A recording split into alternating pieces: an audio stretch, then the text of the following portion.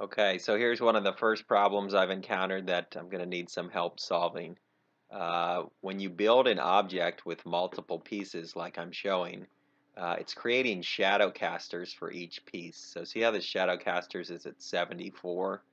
If I select this whole object, let's go back to the scene. If I select this whole object and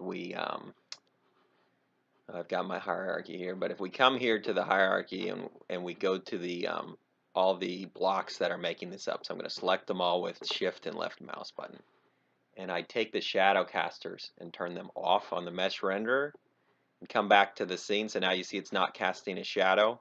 So we'll go back and look at the game stats. See how my shadow casters is now 0 and it was like 74. So in the end, if I made it in Blender and put all the objects together in Blender and then brought it in, it will be one mesh and it will be one shadow caster.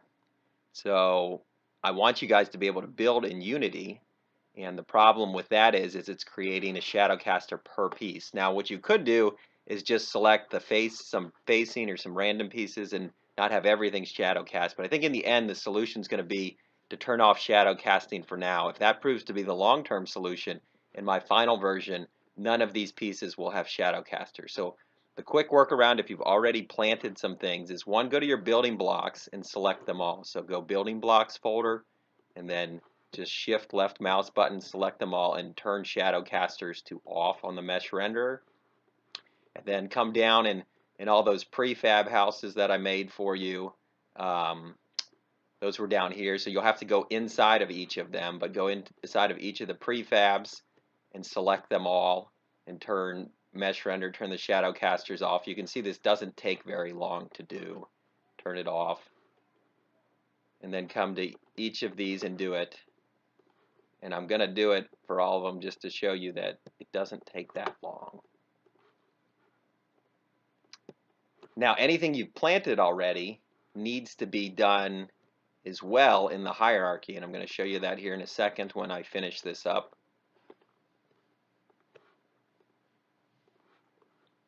And I think in game it will still receive shadows, so trees around it will look fine. It's just not going to cast a shadow on the ground. I don't think that's the end of the world. But now come back to your hierarchy, and any building you have in your hierarchy, you're going to have to do the same, because if we go here, let's go back to our scene and just show you. I will show you that some of these are still casting shadows, I believe.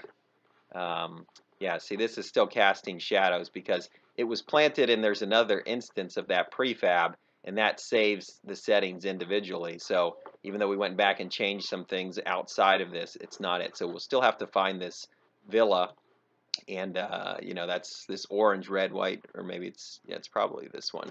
But you're just going to have to go in and select, no, that one's off. You're going to have to go in and select each of these. That one's casting shadows is off.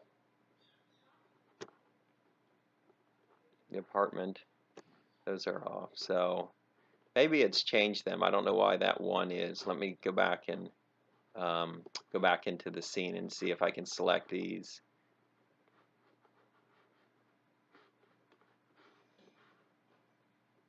It may have changed all of yours. This was an old prefab that I had. But you can see all my building blocks are not casting shadows and all my other objects that I've made for you. So it looks like if you take care of it in the building block side and then within here, these were some other ones that I had built by hand. Actually, I don't even know that those exist anymore. I think they may be down here in red. Yeah, that's this villa in red here. So in the end, I think that's all you need to do, and you'll be back in working order. They're not going to cast shadows. We'll see how that all looks in game, but I think it's going to save some of the things if you're putting a bunch of these in on a course, okay? And hopefully maybe somebody else can figure out a better workaround to combine the meshes within Unity, but I don't know if it's possible.